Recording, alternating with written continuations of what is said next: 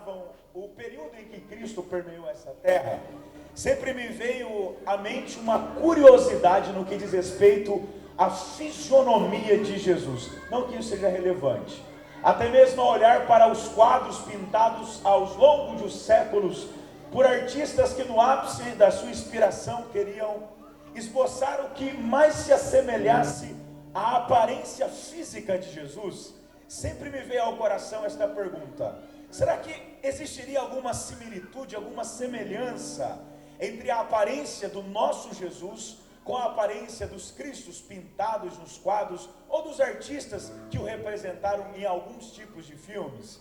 Na verdade, o único documento histórico e extra-bíblico que vai fazer menção de algumas características de sua fisionomia antes da ressurreição fora lavrado pelo Império Romano nas vésperas da crucificação, enviado por Públio Lentúrios a Tibério César em Roma e citado pelo pai cristão Tertuliano no segundo século da era cristã. Este documento histórico e extra-bíblico vai dizer que assim como todos nós herdamos os traços de nossos respectivos pais, Jesus herdou muitos dos traços de sua mãe, Maria, que por sinal era portadora de uma beleza rara. Este documento histórico e extra-bíblico diz que a sua aparência era agradável, não havia mancha ou ruga em sua face, os seus olhos eram claros, expressivos, penetrantes, de uma profundidade sem proporções. Seus cabelos eram estendidos até os ombros, na cor de amêndoa bem madura, repartidos ao meio, assim como a sua barba na forma dos nazarenos. O homem que possuía tanta força e majestade em sua face, que aqueles que olhavam para ele eram forçados a amá-lo ou a temê-lo. Um homem de justa estatura, com alguns tônus musculares por conta do seu trabalho árduo e penoso na carpintaria. Agora, Isaías, aproximadamente 700 anos antes deste documento histórico ser lavrado, parece ter uma visão completamente oposta a estas informações que nós encontramos neste documento. Isaías vai dizer que ele não tinha parecer e nem formosura, e olhando nós para ele, nenhuma beleza víamos para que o desejássemos. O profeta ainda diz que o que lhe vinha à mente, quando ele olhava para aquele homem, era a aparência de uma raiz que nascia em meio a uma terra seca. Duas vertentes, dois documentos históricos e uma pergunta intrigante: seria Jesus um homem de olhos claros, de nariz e boca alinhados, sem mancha ou ruga em sua face, de semblante agradável, de beleza rara, como de sua mãe Maria? Ou seria Jesus um homem desprovido de qualquer aparência física, de modo que, se ele fosse depender de sua aparência para atrair as pessoas, ele iria afugentar elas? Na verdade, o versículo de número 14 do capítulo 52, que é o ano que antecede o que nós lemos, vai se explodir sobre esta questão como um clarão. O profeta vai dizer: pois a sua aparência estava tão desfigurada. A simples condição da palavra estava implica que aquela não era a real fisionomia de Jesus. Na verdade, o Cristo que se apresenta a Isaías no capítulo 53 é o mesmo Cristo descrito pelo Império Romano, é o mesmo Cristo da história.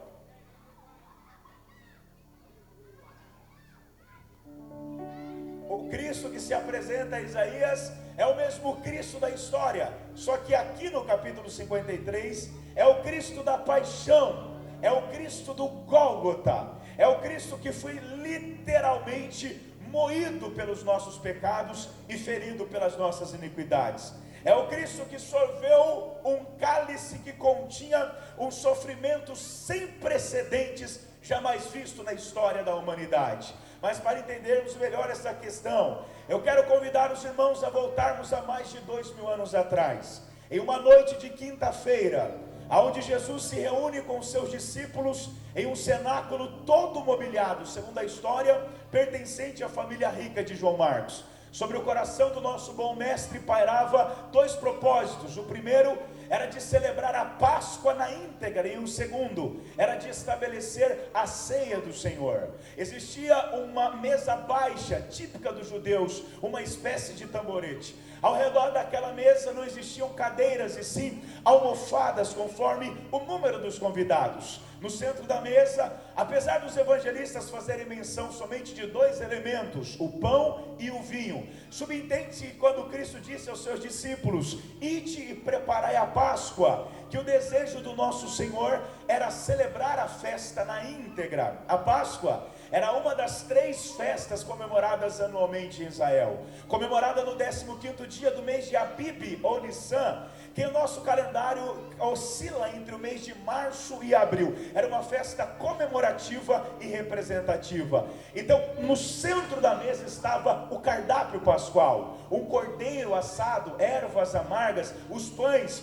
Era uma especialidade na época de Jesus. Porém, estes pães não eram pães avolumados, e sim pães achatados com a ausência do fermento, pois se tratavam dos pães asmos, pães de quem comia como estava com pressa. Jesus está sentado com seus discípulos junto daquela mesa. De repente ele toma o pão, levanta na altura dos seus olhos, dá graças, e agora apresenta aos seus discípulos, não mais como somente um pão, mas como o seu corpo. Ele disse: tomai e comei, este é o meu corpo que será partido por muitos de vós. Note que Jesus está fazendo menção de um corpo que seria partido. Semelhantemente, ele toma o vinho, suco da uva, o produto da vide, e apresenta aos seus discípulos como o sangue de uma nova aliança, de um novo testamento. Jesus disse: tomam deste suco, tomam deste cálice, deste vinho, e bebam,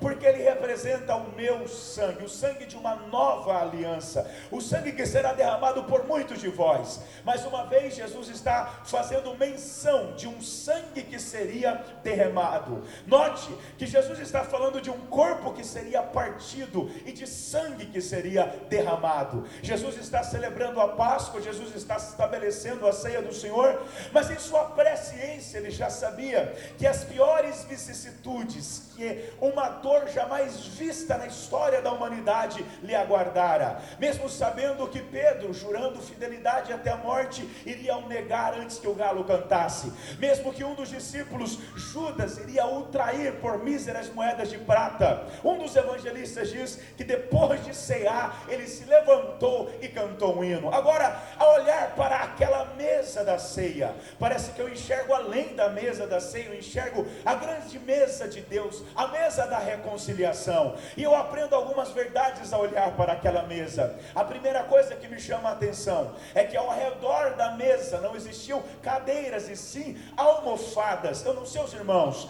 mas a primeira ideia que o objeto cadeira me remete é a ideia de posição. Geralmente quem vai conduzir uma reunião corporativa se assenta em uma cadeira específica. Geralmente em um culto de aniversariantes, o aniversariante sempre tem um lugar diferente. Geralmente nós, quando nos reunimos depois do culto em algum restaurante, há quem diga: eu não vou me assentar na ponta, porque quem se assenta na ponta paga a conta. Agora note que na mesa em que Jesus está, não existe cadeiras. As pessoas se acomodariam junto da mesa, estendendo as suas pernas de forma horizontal, com a mão esquerda, que era a mão da impureza, eles apoiariam na almofada, e com a mão direita eles levariam a mesa para se alimentar. Então todos assumiriam o mesmo tamanho. Na mesa em que Jesus está, ninguém é maior do que ninguém, ninguém fica maior do que ninguém, todos têm o mesmo valor, todos foram comprados pelo mesmo preço. Se o mundo nos trata com diferença, se o mundo olha para nós através de lentes que vai categorizar as nossas diferenças,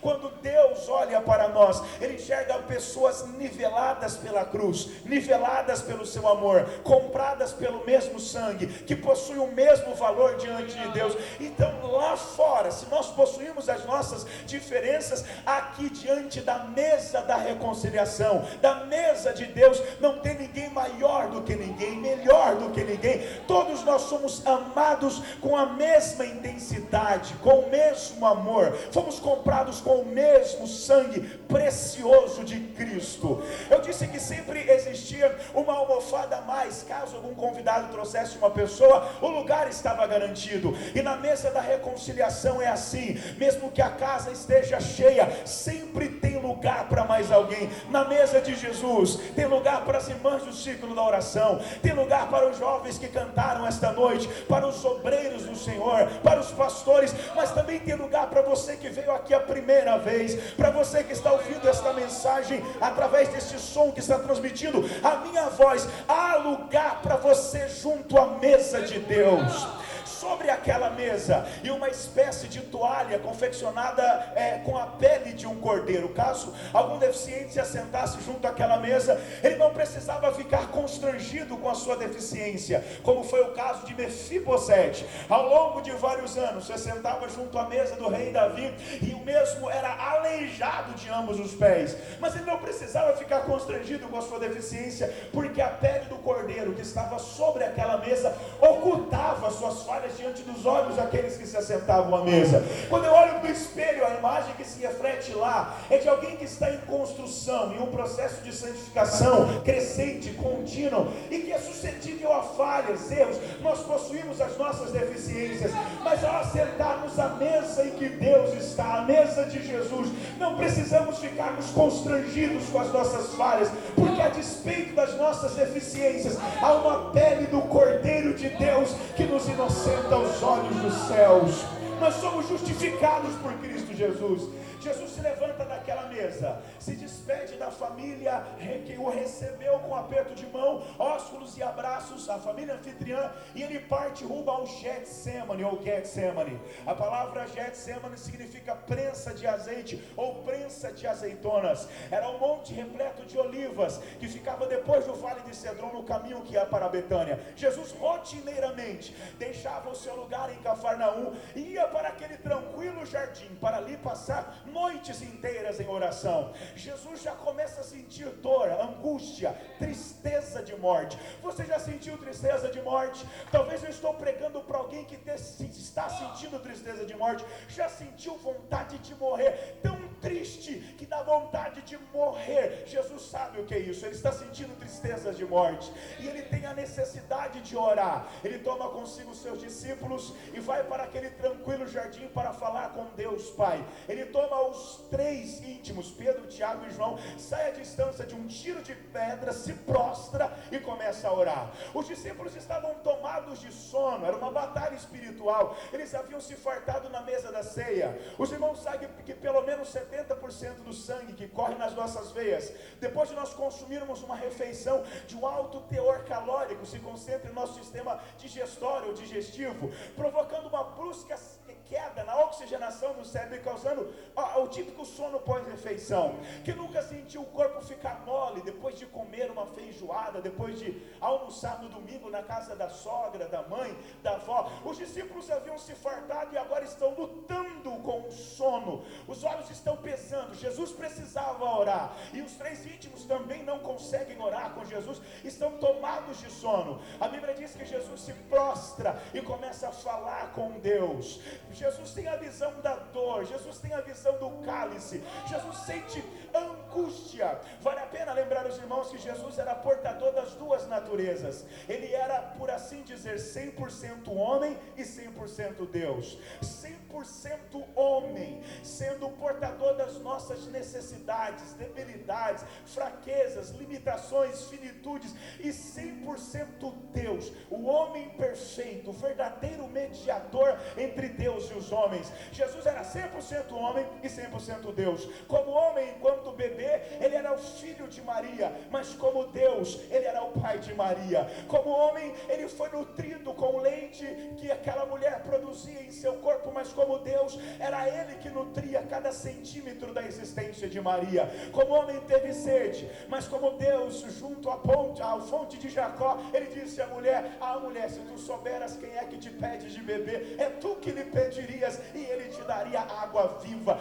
Como homem, teve fome, mas como Deus, ele ele era o pão da vida. Como o homem dormiu com a cabeça sobre uma almofada, mas como Deus, ele é o guarda de Israel, do Salmo 121, que não dorme sequer pisca. Como o homem se cansou, mas como Deus, ele disse: vinde a mim, os que estão cansados e oprimidos, e eu vos aliviarei. Como homem, ao ter a visão da dor, do cálice, do sofrimento, da cruz, da coroa, ele diz: Pai, se for possível, passa de mim este cálice. Mas como Deus, a sua visão transcende a cruz, o sofrimento, a coroa, e ele te vê aqui em 2024 perdoado, lavado, remido, justificado, e ele diz: todavia, não seja como eu quero, mas como tu queres, ó Senhor.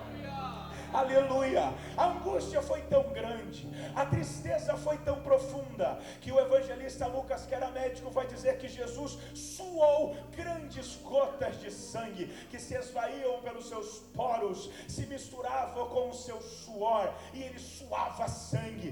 Durante a Segunda Guerra Mundial, um jovem por nome de Popovich se desertou dos seus exércitos aliados. O mesmo foi capturado, sentenciado à morte, e antes de ser fuzilado, ele teve tanta angústia que também suou sangue, em condições extremas de angústia, de tristeza na alma. Isso que acontece com Cristo é clinicamente comprovado. Era quase meia-noite, aquele tranquilo jardim de oração se transforma em um estreito corredor que parece conduzir o nosso Senhor para os primeiros passos da via dolorosa da cruz, quando de repente uma multidão de civis e religiosos, uma escolta de aproximadamente 32 soldados, juntos com religiosos, todos eles guiados por um dos discípulos, Judas Iscariotes, munidos com pedaços de pau, tochas de fogo, correntes, saem ao encalço de Jesus, como quem sai em direção a um ladrão, a um salteador. Ao contrário de Pedro, que saca da sua espada e fere a orelha do servo do sumo sacerdote,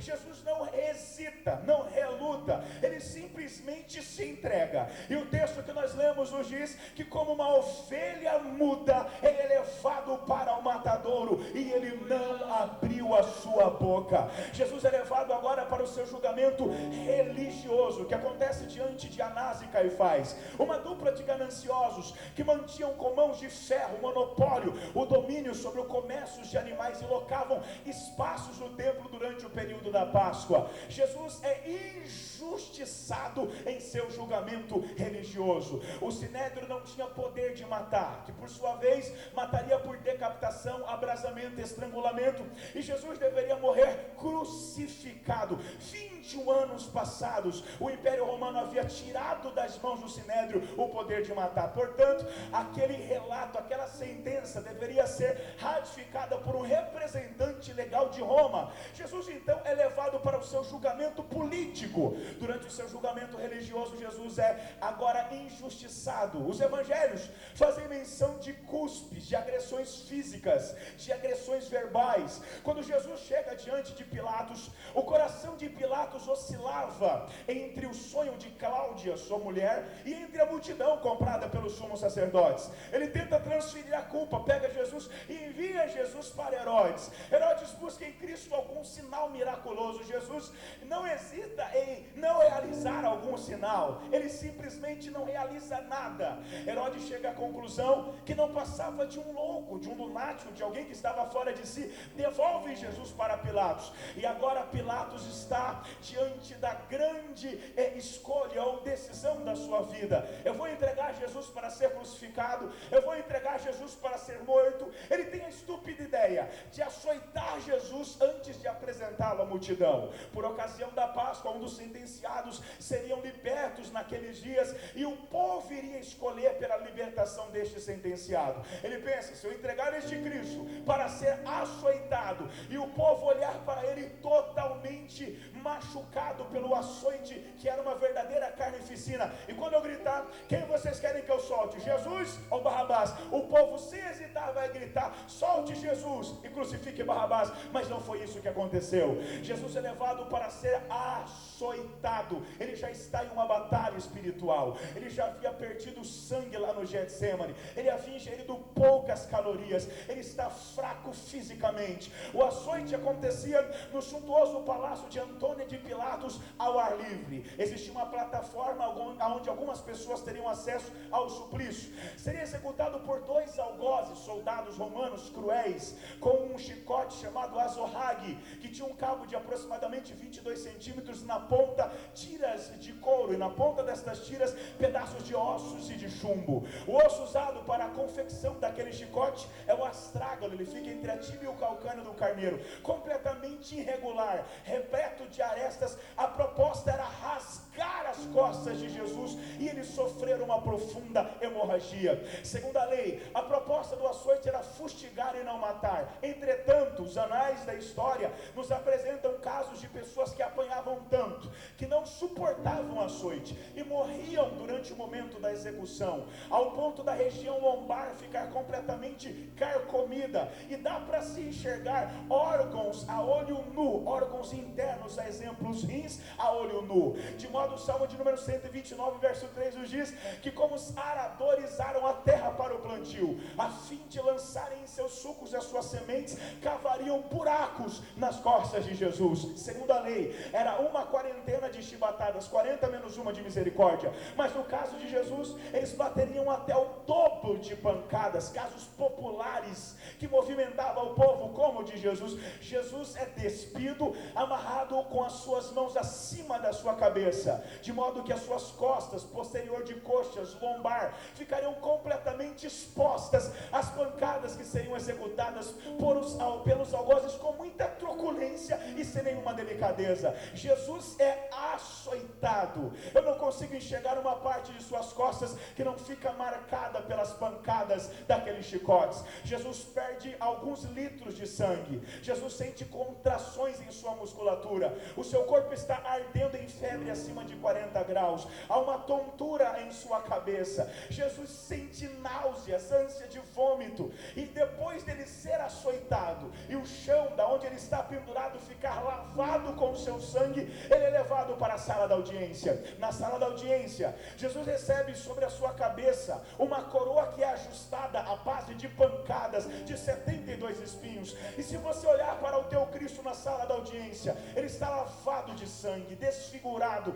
Não há uma parte no seu tronco que não está marcada pelas chibatadas cruéis. Ele está fraco fisicamente, cadavérico, anêmico, perdeu muito sangue, não havia ingerido muitas calorias. Algum soldado traz uma capa na cor de escarlata e coloca sobre as suas costas. Aquela capa, ao entrar em contato com as feridas abertas de Jesus, lhe proporciona um certo alívio no que diz respeito à sua profunda hemorragia, porque o sangue coagula, se tornando uma espécie de cola. Mas Jesus deveria ser apresentado despido à multidão. Logo alguém disse: chegou o momento, tragam Jesus. Um soldado vem e remove a capa, e dá para se imaginar o que acontece. A capa que está colada nas suas costas puxa a sua pele, a sua carne que está aberta, e o sangue quente de Jesus começa a jorrar mais uma vez. Agora Pilatos apresenta o nosso Cristo diante da multidão. De um lado tinha Barrabás, um homem que havia se envolvido em uma confusão que resultou na morte de uma pessoa, e do outro lado Jesus, o autor do universo, o nosso Salvador, o que deu pão aos famintos, libertou os oprimidos, curou os enfermos, trouxe a mensagem de salvação à humanidade. Pilatos está com uma bacia de água nas mãos e ele pergunta: quem vocês querem que eu solte hoje? Eu tenho aqui Jesus e eu tenho Barrabás. O povo, sem hesitar, grita: solte Barrabás e crucifique Jesus. Pilatos lava as mãos daquela bacia, achando que a água que continha naquela bacia poderia o limpar da sua culpa. Mal sabia ele que a água que continha naquela bacia não poderia o limpar da sua culpa, nem a água de todo o mar da Galileia, nem a água de todos os oceanos, mas somente uma gota do sangue inocente daquele homem que ele estava entregando para ser crucificado. Teria o poder não de purificar somente os seus pecados, mas de salvar toda a humanidade. Jesus é levado para ser crucificado. Ele precisa carregar uma cruz de aproximadamente 130 a 140 quilos do suntuoso palácio de Antônio de Pilatos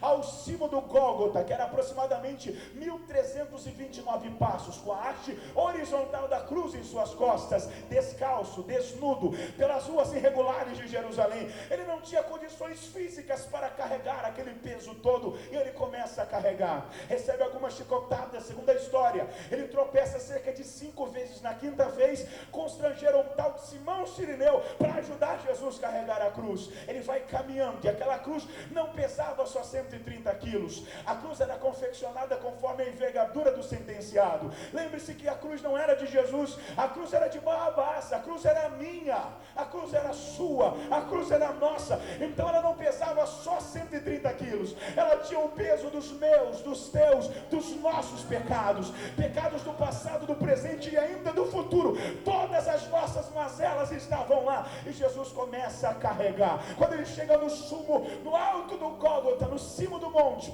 ele é lançado sem nenhuma delicadeza na haste vertical da cruz. A profecia de Gênesis 3 se cumpre, e a serpente lhe ferirá o calcanhar. Jesus tem o peito dos seus pés vazados por estilete de ferro, posteriormente afixados na haste vertical da cruz. Jesus tem a palma das suas mãos pregadas naquela cruz, e ele é dependurado no alto da cruz. Olhe para a cruz agora. O teu Cristo está lá, ele está desfigurado, a dor está por toda a parte do seu corpo. Quem já esteve em Israel sabe que neste período os ventos sopram e traz chuvas, chicotadas de areia da além do deserto. Jesus tem sede. O salmista diz que a sua sede é tão grande que a sua língua se apegou ao céu de sua boca, e ele grita: tenho sede. Ofereceram-lhe uma cana, uma esponja com vinagre, que era o papel higiênico do banheiro sanitário da época, para matar a sede de Cristo no alto daquela cruz.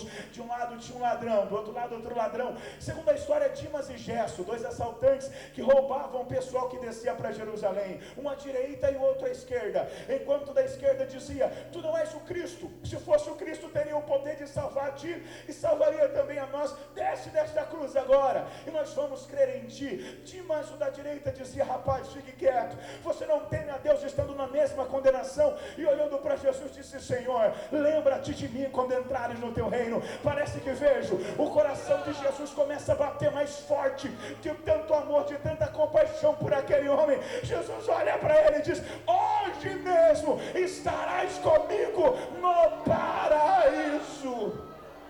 Não havia posição cômoda na cruz. Jesus tenta se equilibrar para que os seus pulmões não fossem comprimidos e ele morresse por asfixia. A dor é insuportável. Jesus é crucificado às 9 horas da manhã. Meio-dia aconteceu uma negritude no céu. O próprio sol se escondeu para não ver a morte do Filho de Deus. Quando Jesus nasceu, houve luz à meia-noite. Quando Jesus está para morrer, há trevas no meio-dia. Não há posição cômoda. Os pássaros não cantam. É uma sexta-feira triste. O Filho de Deus está dependurado no alto da cruz. E tudo que o diabo queria é que ele desistisse da cruz, é que ele descesse daquela cruz. Mas ele aguentou até o fim. No alto daquela cruz, ele se sente tão só, porque na cruz ele representava os meus e os teus pecados. E Abacuque disse que Deus não pode sequer olhar para o pecado. Ele se sente tão só naquela cruz, que em um momento ele grita: Deus meu, por que me desampara? Em algum momento você já se sentiu desamparado por Deus? Em algum momento você já se sentiu só? Você já teve a sensação de que Deus te esqueceu, de que Deus te abandonou? Jesus sabe o que é isso. No alto da cruz ele se sente só e acha que Deus havia o abandonado. Ele está pendurado no alto da cruz, e o que levou ali não foi o ato de Judas o trair, não foi a prática de Pedro o negar, mas o que levou Jesus ali foi o amor de Deus para com a humanidade. João 3,16 diz: porque Deus amou o mundo de tal maneira que deu o seu Filho unigênito, para que todo aquele que nele crê não pereça, mas tenha a vida eterna. Ele está pendurado na cruz. É quase 3 horas da tarde quando ele diz: Pai, perdoa estes homens, porque eles não sabem o que fazem. E em um dado momento ele disse: nas tuas mãos eu entrego o meu espírito. E ele brada: Tetelestai, está consumado. E Jesus expirou. Quando Jesus brada Tetelestai, algumas coisas acontecem. A primeira delas é um tremor de terra. Muitos santos que estavam mortos são vistos transitando pelas ruas de Jerusalém, ressuscitados. Pessoas que estavam mortas receberam vidas, ressurgiram ressurgiram dos mortos. Aquilo era uma mensagem de Deus para a terra, como se Deus estivesse dizendo: houve uma troca entre o divino e o humano, de modo que o divino se transformou em humano, para que o humano, por intermédio da obra deste divino, um dia pudesse deixar de ser humano e também se tornar divino. Como quem disse: o meu filho veio e foi humilhado, mas para a vossa exaltação. O meu filho veio e se enfermou, mas para vos curar. O meu filho veio e foi preso, mas para a vossa liberdade. O meu filho veio e se entristeceu, mas para a vossa alegria. O meu filho veio e morreu, mas morreu para vos dar vida, e vida com abundância. Quando Jesus brada Tetelestai, acontece um tremor de terra, e o véu do templo se rasga de alto a baixo. O véu que separava o lugar santo do lugar santíssimo foi do alto a baixo. Primeiro, porque era uma obra dos céus em prol da terra, de Deus em prol dos homens, do grande em prol do pequeno, do forte em prol do fraco, do Criador em prol da criatura. Depois, ao meio, não foi uma pequena ruptura, o caminho se abriu. Jesus, com os braços abertos na cruz, com uma mão segurava nas mãos de Deus, e com a outra mão segurava nas nossas mãos. Ele se transformou o mediador, o homem do meio, o nosso intercessor. A partir da cruz você não precisa de sacerdote, você não precisa subir escada de joelho, você não precisa de sacrifício. Ele foi o sacrifício, ele foi o sumo sacerdote segundo a ordem de Melquisedeque. Ele foi o Cordeiro de Deus que foi imolado a fim de tirar o pecado do mundo. Ele abriu o caminho, você tem acesso livre, você pode adentrar a presença de Deus através do novo e vivo caminho que é Jesus Cristo, o nosso Senhor. Na cruz, Cristo garante o perdão dos nossos pecados. Você foi perdoado por Deus. Todos os teus pecados são desfeitos como a névoa. Todos os teus pecados são apagados. Talvez eu estou pregando para alguém que se sente um pecador, alguém tão manchado, indigno. Venha até Cristo hoje. Ele quer perdoar os seus pecados. Ele pode apagar os teus pecados. Ele pode desfazer todos os seus pecados. Na cruz, Cristo garante a nossa justificação. Nós somos justificados, aceitos por Deus pela fé em Cristo Jesus. Você é santificado e é justificado através de Cristo Jesus. Quando Deus olha para nós por causa da cruz, Ele olha para pessoas justas, inocentes. Somos culpados, mas Cristo morreu em nosso lugar na cruz, e a justiça de Cristo foi imputada em nós. Então você é justo diante de Deus por causa de Cristo Jesus. Somos aceitos por Deus por causa de Jesus. Somos inocentes por causa de Jesus. Somos justificados por causa de Jesus. Ele olha para nós a partir das lentes da cruz. Cristo naquela cruz garantiu a nossa filiação. Você se tornou filho de Deus. Você pode glorificar a Jesus por isso. Nós não éramos filhos de Deus, nós éramos inimigos de Deus. Nós andávamos conforme o curso deste mundo. Deus só tinha um filho, a saber, Jesus Cristo. João 3,16 diz que Ele enviou o seu filho unigênito. O que é filho unigênito? É filho único. Mas em Hebreus capítulo 1, quando Jesus está adentrando aos céus, Ele diz: Pai, eu não sou mais só o unigênito, agora eu sou o primogênito. E o que é primogênito? É o primeiro de muitos. Olha só, Jesus veio e Ele é o unigênito, o único filho de Deus. Aí Ele morre, ressuscita, e quando Ele está adentrando a presença do Pai, Ele diz: Pai, eu não sou mais só o unigênito, agora eu sou o primogênito, porque eu vim para o que era seu, mas os seus não me receberam. Agora todos quantos me receberam e creram no meu nome, eu dei-lhes o direito de serem feitos filhos de Deus.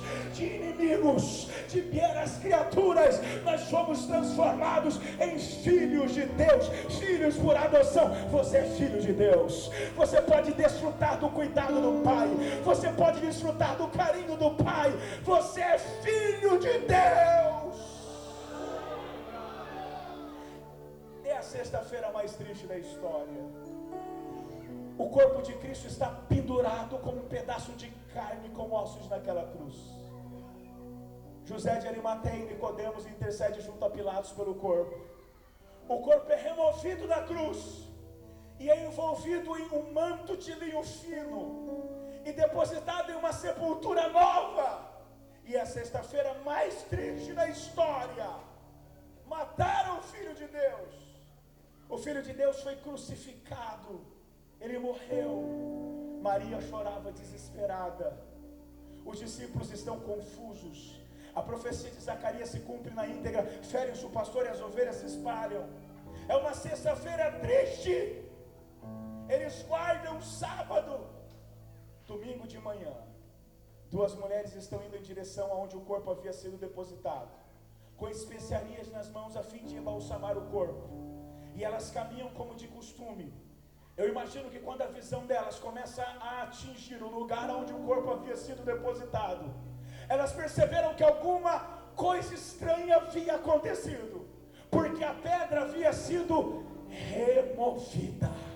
Eu imagino que elas começam a caminhar com mais vigor e ficam ofegantes, até que chegam ao lugar onde o corpo estava. Uma aperta os passos, chega na frente da outra. A que levava a especiaria vai com um pouco mais cuidado, até que elas chegam ao local e elas procuram um corpo. Onde está o corpo do mestre? E o corpo não estava mais lá. Elas olham para o lado, cadê Jesus? Olham para o outro, será que profanaram o corpo? Cadê Jesus? Roubaram o corpo de Jesus. O que aconteceu com o corpo do nosso mestre? Quando de repente aparecem dois jovens de branco. A aparência era igual ao sol, a voz era de trovão, e a mensagem era a seguinte: ó mulheres, por que buscar entre os mortos o que está vivo? Ele não está aqui, mas já ressuscitou. Ele vive. Jesus morreu, mas ao terceiro dia a morte não pode detê-lo. Ele ressurgiu dos mortos e ele vive para todo sempre. Se você olhar para a cruz está vazia. Se você olhar para o sepulcro está vazio. Mas se você olhar para o trono de Deus, se você olhar para dentro de si, se você olhar para essa noite, você vai poder sentir Jesus aqui, vivo. Ele vive, ele ressurgiu, e porque ele vive, nós podemos crer no amanhã. É por isso que esta igreja saiu das quatro paredes e veio aqui publicamente anunciar o Evangelho. O homem pecou e estava condenado ao inferno e uma eternidade sem Deus. Quando tudo estava perdido, surge uma esperança. Deus se fez homem, nasceu no ventre de Maria, caminhou entre os homens, foi pregado em uma cruz, morreu pelos pecados dos homens, ressurgiu ao terceiro dia, e agora há uma esperança para você. Jesus é essa esperança. Jesus pode mudar a sua vida. Ele vive, ele te ama. Você pode ser transformado, perdoado, liberto. Entregue-se a Cristo hoje e tenha a sua vida mudada. Eu encerro as minhas palavras dizendo que o amor de Deus é mais alto do que os céus, é mais profundo do que o mar, é mais extenso do que a terra, e é incomparavelmente maior do que os nossos pecados. Nada é capaz de te separar deste amor. Paulo, escrevendo sobre este amor aos Romanos capítulo 8, a partir do verso 31, ele disse: ora, que diremos pois estas coisas? Se Deus é por nós, quem será contra nós? Aquele que nem mesmo o seu próprio filho poupou, antes o entregou por todos nós, como também não nos dará com ele todas as coisas? E quem tentará acusação contra os escolhidos de Deus? É Deus quem os justifica. Quem os condenará? Pois é Cristo que morreu, ou antes ressuscitou, está à direita de Deus, intercede por nós. E o que nos separará do amor de Cristo? A tribulação, a angústia, a perseguição, a fome, a nudez, o perigo, a espada. Como está escrito: por amor de ti somos entregues à morte todos os dias, e fomos reputados como ovelhas para o matadouro. Mas em todas estas coisas somos mais do que vencedores por aquele que nos amou. Porque eu estou certo, disse Paulo, que nem a morte, nem a vida, nem os anjos, nem os principados, nem as potestades, nem a altura, nem o presente, nem o porvir, nem o futuro, nada é capaz de nos separar do amor de Deus que está revelado em Cristo Jesus, para a glória de Deus Pai. E este amor está sendo derramado sobre os nossos corações esta noite, por intermédio do Espírito de Deus. Sinta o abraço de Deus, sinta o amor de Deus por tua vida. Jesus te ama, Ele pode pode mudar a sua história, Ele pode transformar a sua vida. Esta é a pregação do Evangelho, essa é a mensagem do Evangelho. Como é que eu faço para ser salvo? É fácil, com o coração se crê e com a boca se confessa que Cristo é Senhor, então você está salvo. Onde está uma vida que quer ser salva? Eu quero convidá-los para se colocarem em pé, com a permissão do pastor. Fiquem em pé, fiquem em pé. Eu quero convidar. Onde está você que quer aceitar Jesus hoje? Você que foi convidado para participar deste culto e gostaria de publicamente confessá-lo como Senhor e Salvador da sua vida. Você que talvez está ouvindo esta mensagem através deste som em sua casa e deseja receber Jesus, venha. Se o seu coração está queimando, venha. Hoje você ouviu falar que Cristo morreu pelos nossos pecados, venha. Nem tudo está perdido, venha. Jesus pode transformar a sua vida, Jesus pode transformar a sua história, Jesus quer transformar o teu coração. Onde está uma vida preciosa? Onde está uma vida que quer se entregar? Está vindo aqui uma moça, glória a Deus. Ela está chorando diante do Senhor, abrace ela, aleluia. Está vindo mais um Senhor aqui, glória a Deus. Você pode adorar Jesus, você pode adorar Jesus. Está aceitando Jesus hoje? Aleluia, aleluia. São crentes, amém. Está reconciliando? Amém. Aonde está a terceira vida? Aleluia, aleluia. Eu quero te convidar a vir à frente. Você que está afastado, você que se distanciou dos caminhos do Senhor e quer voltar para Jesus, vem à frente. Você que quer aceitar Jesus como Senhor e Salvador da sua vida, vem à frente. Não é por força nem por violência, mas pelo meu Espírito, diz o Senhor. Aonde está você? Nós estamos te esperando. Nós estamos te esperando. Uma alma vale mais do que o mundo inteiro. Jesus morreu pelos nossos pecados. Nem tudo está perdido. Ele pode mudar a sua vida. Cristo é a nossa esperança. Jesus é a verdade. A verdade não é uma ideia, não é um conceito, é uma pessoa. Ele disse: conhecereis a verdade e a verdade vos libertará. Eu sou o caminho, a verdade e a vida. Venha. Onde está mais alguém que quer voltar para Jesus, que quer aceitar Jesus? Nós estamos te esperando. Nós estamos te esperando. Venha diante do altar de Deus. Aleluia, aleluia. Você pode adorar a Deus, igreja, onde você está. Levante a sua mão para os céus, estenda as suas mãos aqui à frente. Aleluia. Senhor nosso Deus e nosso Pai, eu quero te apresentar estas vidas que estão aqui diante do teu altar. Há uma moça que está aqui se entregando. Eu sei, Deus, que o Senhor a ama. Perdoa os seus pecados, escreva o seu nome no livro da vida, renova com ela a tua aliança. Este Senhor que também está reconciliando hoje, Jesus, que haja transformação, que haja mudança, que haja libertação, que todos os planos do inferno sejam repreendidos, que toda ferramenta preparada seja destruída. Deus, que haja libertação, que haja transformação, que a boa mão do Senhor possa conduzi-los, renovando a vida deles, transformando a vida deles. Onde essa sementinha foi plantada, Senhor, que o Senhor possa fazer nascer, que o Senhor possa fazer brotar. Nós oramos por este bairro, nós oramos por esta cidade, que haja salvação, que haja transformação, que haja mudança. Estamos aqui para proclamar liberdade aos cativos, para anunciar a mensagem de boas novas, de salvação às almas. Que toda força do mal seja repreendida, que toda barreira caia por terra, que haja salvação de almas, que haja transformação